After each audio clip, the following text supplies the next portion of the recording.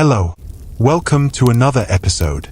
Tonight, we leave behind the noise of the present and drift gently into the past. The world may feel busy, but here, time moves slowly. You are in a quiet corner of history. There are no tests to take, only stories, soft and slow, like cozy fire soothing you to dreamland. So close your eyes if you wish. Let your thoughts drift away from the day's concerns as we journey back in time. Not to the grand battles or the celebrated monarchs, but to a quieter, more intimate aspect of daily life that, paradoxically, shaped so much of how people lived. Tonight, we'll explore the curious history of European sanitation, or perhaps, more accurately, the fascinating story of lacking what we now consider fundamental, the modern toilet. Imagine, if you will, a world without porcelain bowls, without the flush, without the quiet miracle of wastewater treatment. A world where human necessity met ingenuity, custom, and sometimes, a remarkable lack of concern for hygiene. This is the world we'll explore, gently, allowing the details to unfold at a pace that encourages rest. Our story begins with a simple, yet profound, truth. Before the widespread adoption of modern plumbing, Europe lacked flush toilets and widespread sewer systems. This wasn't just an inconvenience. It defined a fundamental aspect of daily existence for centuries. The absence of these conveniences meant that managing human waste was a constant, daily challenge, particularly in densely populated towns and cities. This led to a set of conditions that would be almost unimaginable to us today. Generally unsanitary environments, pervasive unpleasant smells, and significant, recurring public health problems. Think about what this truly means. Every single time a person needed to relieve themselves, a decision had to be made, a method employed, and a subsequent plan for disposal enacted. There was no hidden system, no pipes whisking it away underground. Everything was immediate, visible, and often malodorous. This wasn't a matter of laziness or ignorance in the way we might perceive it today. It was a reflection of the available technology, the understanding of disease, and the priorities of the time. Construction was largely manual, water distribution was localized, and the science of germ theory lay centuries in the future. So, people devised solutions based on what they knew, what they had, and what seemed most practical for their immediate needs. These solutions, while often crude by our standards, were the bedrock of daily life for generations upon generations of Europeans. From the grandest castle to the humblest cottage, the fundamental reality of waste management was a shared, if often unspoken, part of existence. At the very heart of indoor sanitation for countless centuries across Europe was a humble, yet absolutely essential, item, the chamber pot. This unassuming vessel, simple in its design yet profound in its utility, represented the most common and accessible method of waste collection, especially within the comforting confines of a home. 4 generations, stretching back through the medieval mists, across the vibrant Renaissance, and deep into the bustling eras leading up to the modern age, the chamber pot was an indispensable part of daily existence, a quiet, ever-present fixture in nearly every household, from the humblest peasant's cottage to the most opulent noble's bedchamber. Picture it, if you will, with a gentle calm. Imagine a quiet room in the hushed hours of late night, long after the day's tasks have settled into stillness. A bed, perhaps simply a straw mattress on the floor, or a grand, carved four-poster, sits in the corner, shrouded in shadows. Tucked discreetly beneath this bed, often out of direct sight, or perhaps nestled within a specially designed piece of furniture known as a commode, an elegant wooden cabinet resembling a small chest or bedside table, sat this portable container. It was always within easy reach, a constant reassurance in the dark. Chamber pots were not monolithic in their appearance or construction.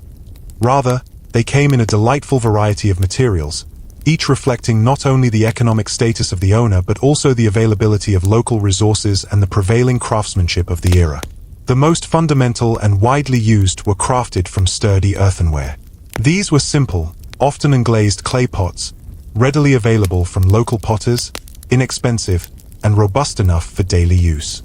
Their earthy tones and utilitarian design spoke of practicality. For those with slightly more means, or in regions renowned for their ceramics, a chamber pot might be made of fine, glazed pottery, perhaps with a decorative rim or a simple painted motif, adding a touch of domestic artistry to a purely functional object. As porcelain manufacturing developed and became more accessible from the Far East and later within Europe, the very wealthy might possess pots of delicate, translucent porcelain, sometimes intricately decorated with gilded patterns or painted scenes, a testament to luxury even in the most private of moments. Later, with advancements in metallurgy, sturdy metal pots, perhaps of pewter or tin, also became common, prized for their durability and ease of cleaning. Regardless of their material, however, their fundamental function remained universal and unchanging: to provide a convenient, indoor receptacle for human waste, particularly during the nighttime hours, when venturing outside might be inconvenient due to cold or rain, fraught with danger from unlit paths or unsavory characters, or simply a deep inconvenience. Imagine, for a moment, the common, repetitive scene that played out in countless homes across the European continent, night after quiet night. A person, roused from sleep in the deepest hours before dawn, or perhaps stirring after a full and long evening, reaches out for this familiar, necessary pot. The convenience of it was undeniably profound. There was no need to stumble out into the biting darkness of the night, no need to navigate treacherous, unlit paths that might be muddy or uneven, and certainly no need to brave inclement weather. Whether it was the chill of a winter storm, the driving rain, or the oppressive heat and humidity of a summer night, the chamber pot offered an immediate, simple solution, a safe haven within the warmth and perceived safety of one's own sleeping quarters. It transformed a biological necessity into a private act, a moment of fleeting solitude in a world where true personal privacy was a rare and precious commodity. This quiet ritual, performed in the intimate space of the bedroom, underscored its personal and essential nature. Furthermore, these versatile pots weren't exclusively reserved for nocturnal use. Their portability meant they could be utilized throughout the day as well. During daylight hours, especially in larger homes where outdoor privies might be a distant trek, or for individuals with mobility issues, the elderly, the infirm, children, or women in confinement, a chamber pot could be discreetly brought into any room as needed. This flexibility made them an indispensable tool in household management, reducing the need for constant outdoor excursions and providing comfort where it was most needed. They were, in essence, a dynamic fixture of daily life, effortlessly integrated into the household routine, their presence often an unspoken, understood part of the domestic landscape.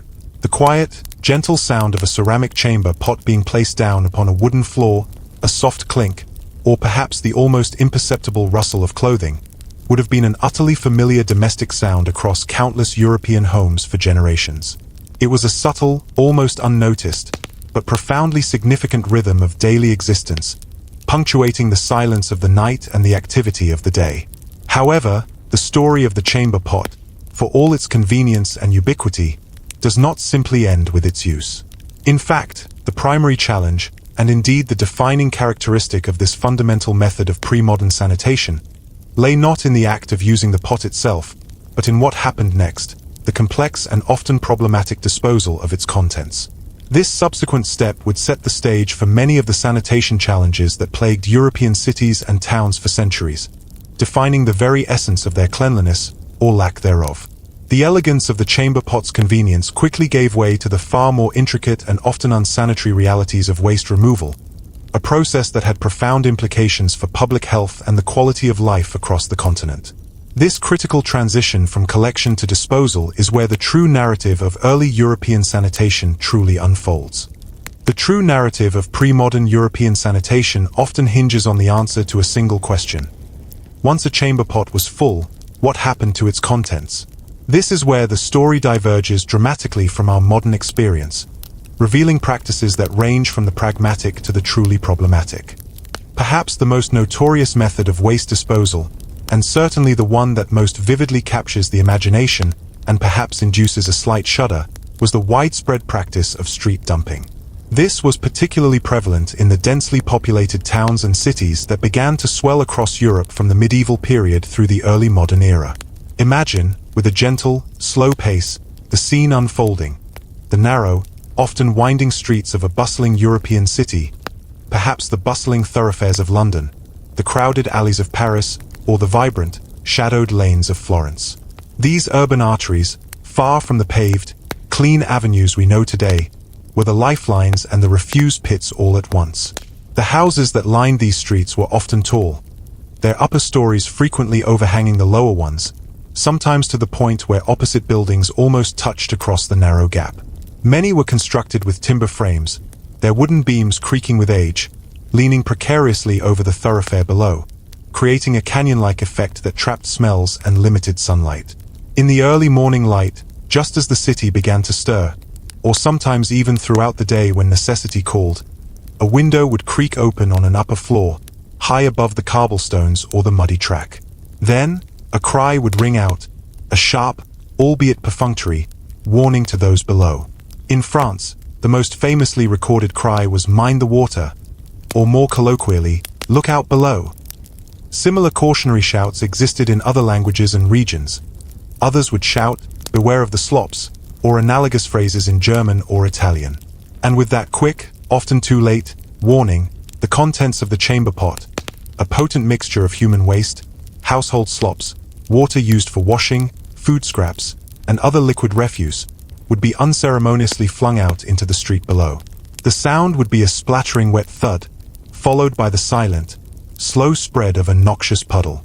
The underlying rationale for this seemingly barbaric practice was, in its own context, quite simple, if flawed.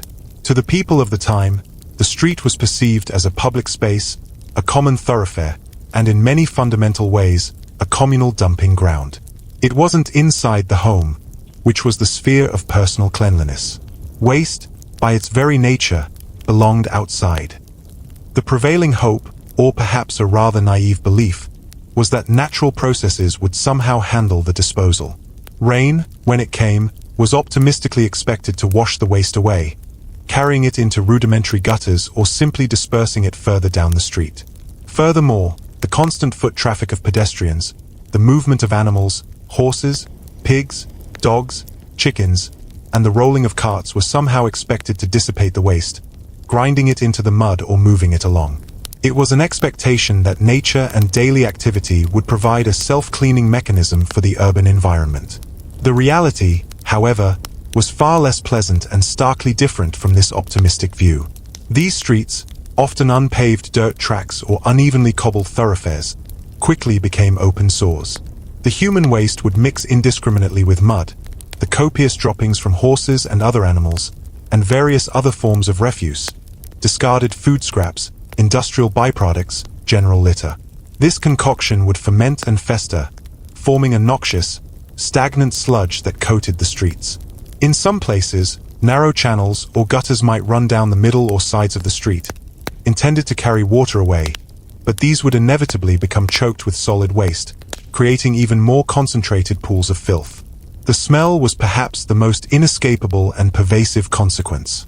Especially during the warmer months, the heat would accelerate decomposition, releasing a perpetual, thick, cloying blanket of putrid odors that hung heavy in the air over the entire city. It's incredibly challenging for us, with our modern sensibilities and clean air, to truly comprehend the sheer olfactory assault that would have characterized daily life in such environments. It wasn't just an occasional bad smell. It was the ambient backdrop to every breath, every conversation, every transaction. This constant stench was a physical manifestation of the unsanitary conditions. Beyond the sensory discomfort, the implications for public health were devastating. Disease, though not understood in terms of microscopic germs until much later, was rampant. The conditions created by street dumping were ideal breeding grounds for vermin like rats, mice, and flies, all of which are vectors for disease.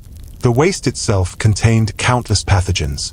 It's easy to see how such pervasive unsanitary conditions contributed directly to the terrifying outbreaks of plague, cholera, typhoid, dysentery, and other devastating illnesses that periodically swept through urban centers, decimating populations. Rivers, often downstream from these dumping practices, became polluted water sources, spreading disease further. This practice, while utterly shocking to our modern sensibilities, was a grim testament to several factors. Primarily, it reflected the profound lack of viable alternatives available at the time. Without advanced plumbing, widespread public sanitation systems, or an understanding of microbiology, options were severely limited. Furthermore, it underscored a prevailing mindset where cleanliness was often compartmentalized. Personal tidiness within one's own dwelling was certainly valued, and people would clean their homes. However, the street was largely perceived as outside the immediate sphere of responsibility, a public commons, not a private space requiring meticulous hygiene from individual householders. The idea of collective civic responsibility for sanitation, backed by effective municipal governance and engineering, was still centuries away from widespread implementation. The street, in essence, was viewed as distinct from the home. What happened outside was someone else's problem, or simply the way things were. This division of responsibility, coupled with technological limitations, cemented street dumping as a ubiquitous, albeit calamitous, feature of European urban life for hundreds of years. In stark contrast to the urban chaos, the disposal of chamber pot contents in rural areas, or for houses fortunate enough to have direct access to a private yard or garden, took on a profoundly different character. Here, the approach was far more pragmatic and cyclical. Waste wasn't merely seen as an undesirable byproduct to be eliminated. Instead, it was viewed as a valuable, even indispensable, potential resource. This fundamental shift in perception meant that human waste, far from being a nuisance to be flung away, was integrated directly into the very cycles of life and sustenance. One common and sensible method involved emptying the contents of chamber pots, often along with other organic household waste like kitchen scraps or ash, directly onto a compost heap. These compost heaps were not just random piles of refuse. They were often carefully managed accumulations of organic matter. Farmers and householders understood, through generations of empirical observation, that these heaps would slowly decompose over time. This natural process of decay transformed the raw waste into rich, dark, fertile soil, a natural amendment for their crops and gardens.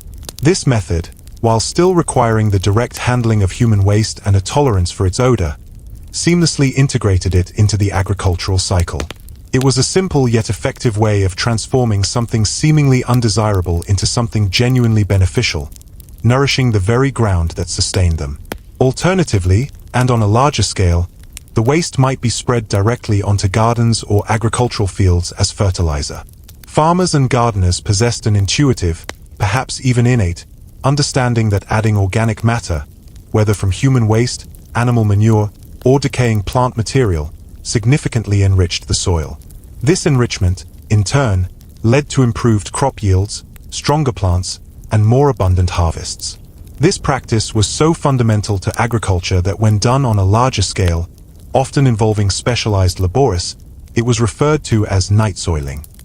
These labourists would collect the night soil, as human excrement used for fertilizer was known, and transport it to the fields, often under the cover of darkness to minimize public offense from the smell. This was a crucial, if malodorous, part of nutrient cycling in pre-industrial agriculture. This entire process closed a vital loop. Humans consumed food grown from the earth, and their bodily waste, rich in nitrogen and other essential nutrients, was then returned to the earth to replenish the soil and grow more food. It was a crude, perhaps, but undeniably effective form of waste management that directly supported subsistence living. In a world without artificial fertilizers, the careful management and return of organic matter to the soil were paramount for agricultural productivity and the very survival of communities. While this method was undeniably odorous and certainly not without its health risks, especially if crops were eaten raw and untreated, as parasitic eggs and pathogens could persist, it was generally far more sanitary than the chaotic street dumping prevalent in cities.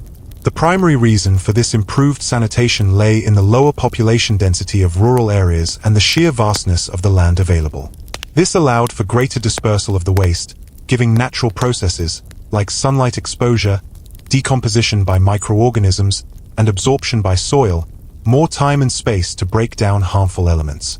The impact of the waste was localized, spread over a larger area, and absorbed by the natural environment far more effectively than in the confined, stagnant conditions of urban streets. It was a testament to the fact that when nature had room to work, it could mitigate many of the issues that plagued overcrowded human settlements. Perhaps the most convenient, yet ultimately destructive, method of waste disposal in many European settlements was the direct discharge of waste into rivers and waterways.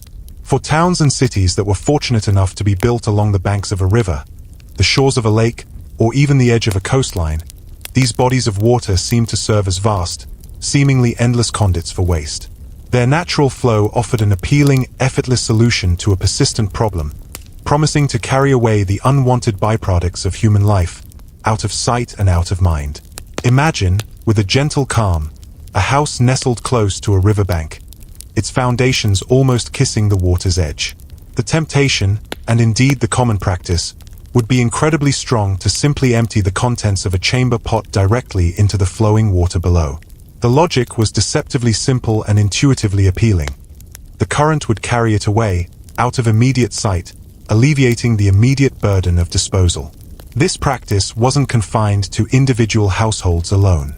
It extended to public latrines specifically constructed to hang over riverbanks or canals, ensuring that their collective waste dropped directly into the moving water.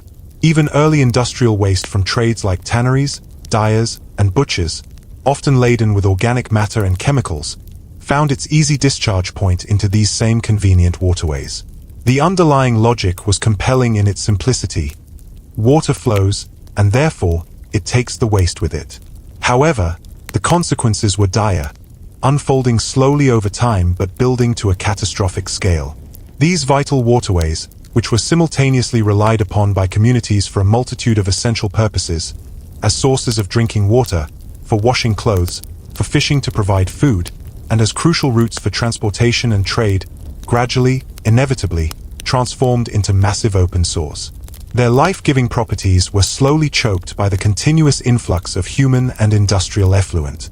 The impact on public health was immense and devastating. Contaminated water became a primary and insidious vector for some of the most feared diseases of the era. Outbreaks of cholera, with its rapid and fatal dehydration, typhoid fever, a relentless systemic infection, and dysentery, causing severe intestinal distress, would periodically ravage communities. These epidemics struck with terrifying frequency and lethality, particularly affecting those populations who drew their drinking water downstream from where significant waste was being discharged. The very source of life, water, ironically became the primary conduit for illness and death. Even if a river was naturally large and powerful, the relentless and continuous influx of human and animal waste, combined with the increasing volume of industrial effluent from the burgeoning tanneries, dye works, and butcher shops, would inevitably overwhelm its natural ability to cleanse itself. A river possesses a remarkable capacity for self-purification, using oxygen and microorganisms to break down organic matter. But there were limits. The water would gradually become dark, murky, and perpetually foul-smelling, a palpable testament to the heavy burden of pollution it carried. What once flowed clear and fresh became a testament to human disregard, its once vibrant ecosystem struggling under the suffocating weight of contamination. This problem was particularly acute in large, rapidly growing cities like London, with its iconic River Thames, and Paris, with its central Seine. Millions of people, concentrated along relatively short stretches of these vital arteries, contributed to an unprecedented scale of river pollution. The sheer, overwhelming scale of the problem became undeniable by the 19th century, leading directly to the widespread public health crises that finally spurred radical reforms in sanitation. While the humble chamber pot offered an immediate and convenient solution for personal needs within the confines of a home, its limitations became apparent when considering the larger scale of waste management. For larger households, institutions, public spaces, or simply in areas where it was inconvenient or impractical to constantly dispose of waste directly into a street or river, more permanent, dedicated structures were developed. These structures, known generically as privies or outhouses, represented a significant step towards centralizing and containing human waste outside the main living quarters. Imagine a small, secluded building, often just a simple wooden shed, nestled a short distance from the main dwelling. This was the typical appearance of a privy. Its detached nature was by design, intended to separate the unpleasant odors and potential pathogens from the living spaces. Inside this unassuming structure, one would find a simple seat, usually a wooden bench with a circular or oval hole cut into it. This opening was strategically positioned directly over the most crucial component of the entire system, the cesspit. The cesspit was, quite literally, the foundation of these outhouse systems. It was a pit, painstakingly dug into the ground, specifically designed to collect and hold human waste. The construction of these pits varied considerably over time and place. Early cesspits might have been no more than unlined holes in the earth, allowing liquid waste to gradually seep into the surrounding soil. While simple, this method carried the risk of groundwater contamination, though this was not understood at the time. As sanitation practices slowly evolved, and with a growing recognition of the need for better containment, cesspits began to be more carefully constructed. They might be lined with readily available materials like rough-hewn stone, durable brick, or even sturdy timber, all with the aim of containing the accumulated waste more effectively and preventing its immediate dispersal into the ground. Regardless of its construction, the cesspit's primary purpose was to allow waste to accumulate over time, until it reached a level where it needed to be emptied, a task for specialized laborists, which we have previously touched upon. Outhouses, despite their simplicity, offered distinct advantages over mere street dumping. Crucially, they provided a much-needed degree of privacy. Unlike the exposed nature of street disposal, or even the semi-public nature of communal latrines, an outhouse offered a secluded space for a private bodily function. More significantly, they provided containment. By centralizing waste collection in one designated spot, outhouses prevented the haphazard spread of human waste across the immediate environment. This made the eventual disposal process, the emptying of the cesspit, far more manageable and organized, even if still an inherently unpleasant task. These structures were a common and integral feature of daily life in a variety of settings. They were standard for rural homes and farmsteads, where land was abundant enough to site them away from the main house. In urban dwellings, outhouses were typically found in the backyards or courtyards of homes that possessed enough space, providing a less public alternative to street throwing. Their overall effectiveness and, critically, their impact on local hygiene depended heavily on two main factors: how well the pit was sealed to minimize odor and pest access, and, perhaps most importantly, how regularly it was emptied. If poorly maintained, these outhouses and their underlying cesspits could quickly transform from a modest convenience into significant problems, becoming potent breeding grounds for disease-carrying insects like flies, and persistent sources of foul odors that could permeate the surrounding area, despite their detached location. They were a practical solution for their time, but still a constant battle against the forces of decay and disease.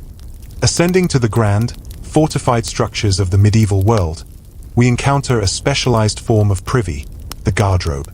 These were the toilets of castles, and their name itself provides a curious historical detail.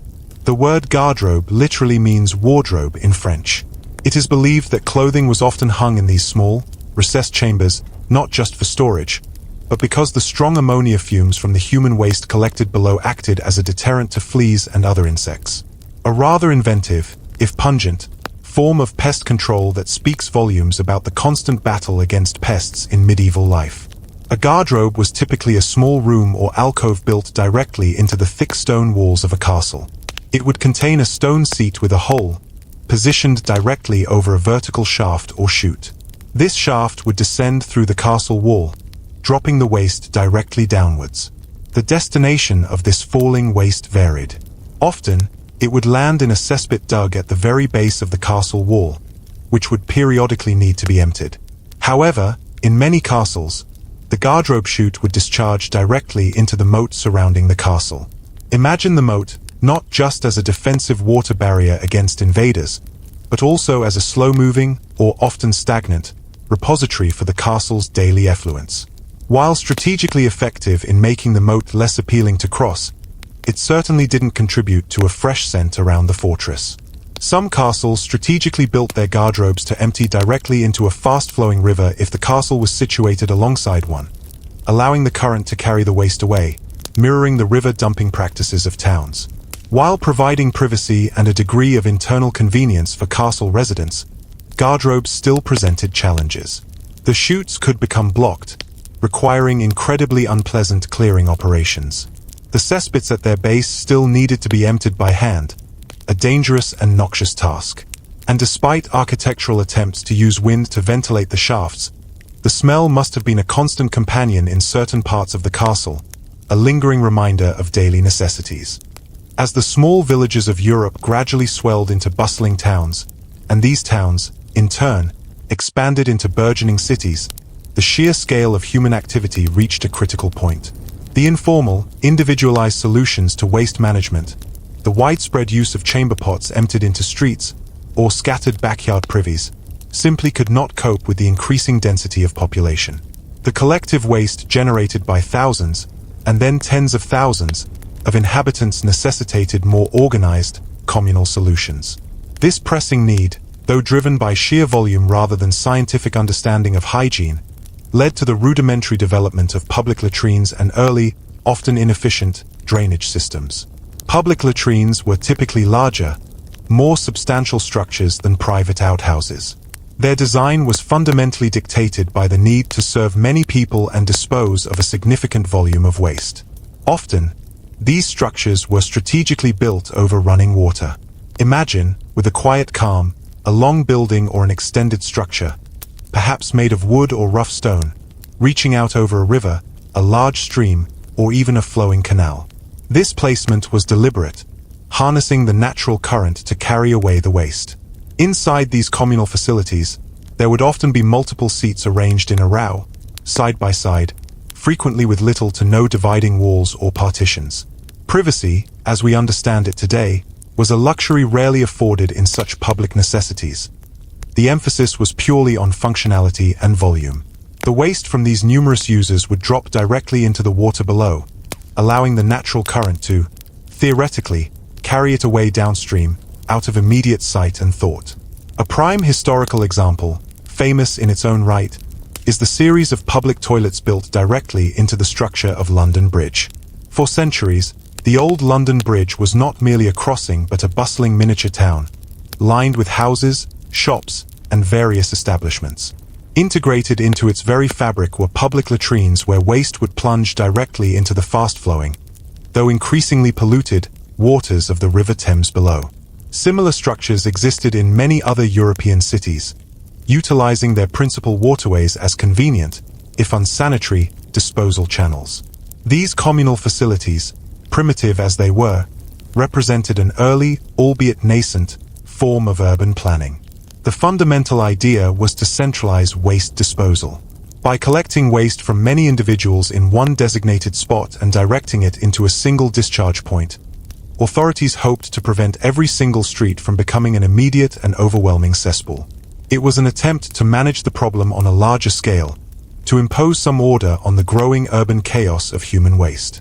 While certainly an improvement over chaotic street dumping in terms of localized collection, their inherent reliance on open waterways for disposal meant that the very rivers and streams themselves became massive, open sores. These vital arteries of transportation, trade, and even sometimes drinking water became heavily polluted. This, in turn, contributed significantly to widespread disease among those communities and individuals who lived downstream and relied upon the river for their daily needs, for drinking water, for washing clothes, for fishing to sustain their families. Beyond the specific structures of public latrines, some larger medieval cities also began to develop more general, albeit rudimentary, drainage channels or culverts. It is crucial to understand that these were emphatically not the sealed, underground saw pipes that we associate with modern urban infrastructure. Instead, they were typically open channels running along the sides or down the middle of streets. Sometimes, for appearance or to prevent people from falling in, they might be partially covered with stone slabs, forming what we might call covered ditches. Their primary design purpose was to carry away rainwater, channeling it from the streets towards a larger body of water, usually a nearby river. However, by their very nature, these channels inevitably also carried away a good deal of the street's general refuse, including an unfortunately large quantity of human and animal waste. The efficacy of these early drainage systems was often severely limited. They were prone to frequent blockages from solid waste and debris, leading to stagnation. When blocked, they would form foul-smelling, often shallow, pools of accumulated waste that sat festering in the open air. These stagnant pools, particularly in warm weather, became ideal breeding grounds for disease-carrying insects like flies and mosquitoes, and sources of noxious fumes that contributed to the prevailing miasma believed to cause disease. While these channels represented a step towards managing urban waste on a larger scale, providing some mechanism for its eventual removal from the immediate street surface, they were ultimately far from a comprehensive, hygienic solution. They merely shifted the problem from individual doorways to communal channels, often leading to more concentrated sources of contamination before reaching an already overburdened river. The dream of a truly clean, disease-free city, with waste discreetly and hygienically removed, was still centuries away, awaiting a revolution in engineering, public health understanding, and political will. The constant accumulation of waste in cesspits, middens, and guardrobe pits created a necessary, albeit deeply unenviable, profession: the gong farmers or night soil men. These were the individuals, often from the lowest strata of society, tasked with the grim job of physically emptying these foul receptacles. Imagine their work. Typically operating under the cover of darkness, hence night soil men, to avoid offending the public with the sights and smells during the day, they would descend into dark, noxious pits, shoveling out the accumulated human waste and other refuse. It was a physically demanding, extremely unpleasant, and highly dangerous job, often leading to illness due to constant exposure to pathogens and noxious gases. The smell, one can only imagine, would have clung to them and their tools, making them identifiable even at a distance.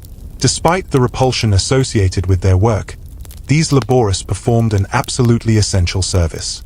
Without them, cities would have literally drowned in their own waste much faster. The extracted night soil wasn't simply discarded without purpose, however. Paradoxically, it was often a valuable commodity. It would be transported, usually by cart, to agricultural fields located outside the city, where it was spread as fertilizer. This closed a crucial loop of sorts in the pre-industrial economy. Human waste, collected with great effort and personal risk, returned vital nutrients to the soil to grow food, which in turn fed the very people who produced the waste. It was an ancient, if crude, form of recycling and resource management, driven by necessity and an intuitive understanding of soil fertility, long before the chemistry of nitrogen and phosphorus was understood. This highlights a key aspect of historical waste management. In a world of fewer manufactured inputs and greater resource scarcity, nothing was truly waste if it could be repurposed. Animal manure, human waste, household scraps, all were seen as potential resources, especially for sustaining agricultural output. The gong farmers, despite their grim occupation, were an integral part of the economic and ecological cycle of the time. It's easy for us, with our modern sensibilities and germ-aware minds, to be repulsed by the idea of medieval sanitation. But to truly understand it, we must try to shed our preconceptions and imagine the sensory world of the past. The people of these eras lived in a fundamentally different olfactory environment. The constant presence of animal waste, from livestock in streets, human waste, unwashed bodies, poorly ventilated homes, and decomposing organic matter meant that the ambient smell of medieval and early modern European cities was, by our standards, utterly overwhelming. Imagine the cloying scent of refuse, often mixed with the smoky air from countless hearths, the pungent aroma of industrial activities like tanneries, which used animal waste, dyers, and butchers, and the faint, sweet decay of market produce. This was the normal smellscape. People developed a remarkable tolerance, or perhaps simply a profound desensitization, to these pervasive odors. While they certainly had concepts of pleasant and unpleasant smells, the baseline of their everyday experience was far from what we encounter today. This constant olfactory backdrop influenced daily life in countless subtle ways. Perfumes, pomanders, sweet-smelling balls of herbs and spices worn or carried, and sachets filled with dried flowers became popular, particularly among the wealthy, not just for fashion but as a practical means to mask or counteract the ubiquitous unpleasant odors. Homes might use rushes or herbs on the floor, partly for insulation, but also to absorb smells and release their own aromas when crushed. The concept of cleanliness was also fundamentally different. It wasn't always about eliminating unseen germs, a concept unknown to them. Instead, it was often about visual appearance, social status. The rich could afford more cleanliness and masking agents, religious purity, ritual washing, or simply avoiding direct contact with the most obviously foul substances. The true link between hygiene, sanitation, and the unseen agents of disease would only be fully understood much later, with the scientific revolutions of the 19th century and the pioneering work of figures like Louis Pasteur and Robert Koch. Until then, the battle against bad smells was seen as a battle against the miasma, the idea that disease was carried by corrupted air, which, while incorrect in its exact mechanism, did provide an intuitive push towards better ventilation and removal of decaying matter. For centuries, the fundamental methods of waste disposal remained remarkably stable. The chamber pot, the outhouse, the public latrine emptying into a river, these were the bedrock of sanitation. But as the population of Europe continued its slow but steady growth, and as urban centers swelled in size and density, the strain on these rudimentary systems became increasingly unbearable. The terrible plagues and epidemics that periodically swept through Europe, most famously the Black Death in the 14th century, highlighted the devastating consequences of poor sanitation, even if the true, microscopic cause of disease was not yet understood. While people didn't know about bacteria or viruses, they began to intuitively connect foul smells, the miasma theory, and dirty, stagnant conditions with illness and death. This nascent, intuitive understanding, combined with the undeniable, overwhelming stench and visible filth of rapidly growing cities, slowly began to prompt calls for change and more organized efforts. Early municipal regulations began to emerge in some towns, forbidding the dumping of waste directly onto main streets or mandating the use of specific dumping grounds outside city walls. Laws were passed, though often poorly enforced due to lack of resources or public cooperation, to try and manage the growing problem. The Renaissance saw a renewed interest in classical knowledge, including the advanced engineering of the Romans. Scholars rediscovered texts detailing Roman aqueducts and sewer systems, but it took many more centuries for these ideas to translate into widespread practical applications for sanitation across Europe. The fundamental shift would require not just new inventions, but a radical transformation in public health thinking, comprehensive urban planning, and ultimately, a massive investment in infrastructure. The 16th, 17th, and 18th centuries saw some incremental improvements. The use of larger, more regularly emptied cesspits became somewhat more common in wealthier homes and institutions.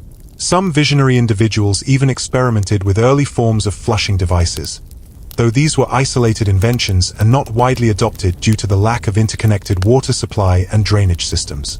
Rudimentary internal earth closets were sometimes used, where waste was covered with soil or ash, a very early precursor to dry composting toilets.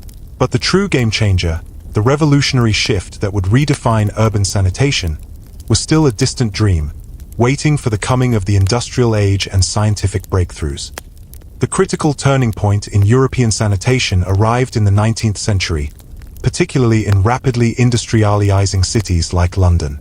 The population had exploded, fueled by the Industrial Revolution, and the old, insufficient systems were utterly overwhelmed. The River Thames, once a vital waterway for trade and drinking water, had become a gargantuan, open sore, choked with both industrial waste and the raw sewage of millions. The climax of this crisis came in the searing summer of 1858, an event famously dubbed the Great Stink. The heat intensified the putrefaction of the Thames, unleashing an unbearable stench that permeated the entire city. The Houses of Parliament, situated right on the riverbank, were so affected that legislators reportedly hung curtains soaked in disinfectant to try and mitigate the nauseating fumes. Business was disrupted, and public life became almost intolerable. This crisis, this overwhelming sensory assault, finally galvanized public and political action. It was the undeniable proof that something fundamental had to change. Simultaneously, the burgeoning field of medical science, driven by pioneers like John Snow, who traced cholera outbreaks to contaminated water pumps in London, was unequivocally demonstrating the link between dirty water, sewage, and devastating diseases like cholera and typhoid. The miasma theory was finally giving way to the germ theory. This era saw the true birth of modern sanitary engineering. Visionaries and tireless engineers like Joseph Bazalgette in London embarked on monumental projects. Bazalgette designed and oversaw the construction of a vast, interconnected underground sewer system for London, a marvel of Victorian engineering. This system moved waste away from the city's heart, channeling it to massive pumping stations and, eventually, to treatment facilities or discharge points far downstream. This was not just about pipes. It was about designing slopes, building colossal brick tunnels, and installing powerful pumps to ensure continuous flow, a project that transformed London's public health. In parallel with these massive infrastructure projects, the invention of the flush toilet as we recognize it began to take hold and become widely adopted. While early patents for flushing water closets existed much earlier, Sir John Harington devised one for Queen Elizabeth I in the late 16th century. Though it didn't catch on, it was the 19th century that saw its practical development and widespread commercialization, largely thanks to innovators like Thomas Crapper. Though he didn't invent the toilet itself, he greatly popularized and improved its siphonic flushing mechanism and advocated for better plumbing systems. The flush toilet, combined with the vast networks of underground pipes that carried waste away, transformed urban life. Waste could be discreetly and hygienically removed from homes and businesses, channeled away to treatment plants. The air in cities began to clear, rivers became cleaner, though full recovery would take even longer, and public health saw dramatic improvements, leading to a significant increase in life expectancy and a reduction in waterborne diseases. The toilet, as we know it, with its silent, efficient operation, is a direct legacy of these 19th century public health crises and engineering triumphs. As we conclude our gentle journey through the curious history of European sanitation, take a moment to truly appreciate the quiet miracle of modern plumbing that surrounds us today. The ease, the discretion, the unquestioned hygiene, these are not accidental features of our lives. They are precious gifts, born from centuries of incremental progress, often spurred by necessity, profound discomfort, and devastating disease. From the simple earthenware chamber pot emptied unceremoniously into the street, to the robust stone castle garderobe discharging its contents into a dark moat, to the tireless and thankless work of the night soil men who cleared out vast cesspits, and finally, to the sophisticated underground networks and the flushing porcelain bowls we now take entirely for granted. The story of human waste management is a profound testament to our ongoing struggle, our continuous ingenuity, and our evolving understanding of public health in shaping our living environments. It reminds us that even the most mundane, often unthought of aspects of daily life have a rich, complex, and curious history. A history that profoundly shaped how people lived, how they interacted with their surroundings, and indeed, how societies themselves were able to grow and thrive. The quiet miracle of a clean, flushed toilet in your home is a testament to this remarkable journey, a hidden triumph of civilization. Thank you for unwinding with us tonight. We've journeyed through the curious, often surprising, and sometimes quite pungent realities of daily life in a time before modern conveniences. From the quiet clink of the chamber pot in a moonlit room, to the loud, unceremonious splash in a narrow street, to the hidden workings of castle garderobes and the tireless efforts of the night soil men, we've explored the very foundations of how our ancestors managed a universal human need. As the echoes of these forgotten practices fade, and the stillness of the night deepens, remember, even the most peculiar, the most unexpected, and yes, even the weirdest bits of history have their essential, if sometimes pungent, place in the vast garden of the past. They reveal so much about human ingenuity, resilience, and the slow march towards progress. Now, let your thoughts drift, light and unburdened. Sleep well.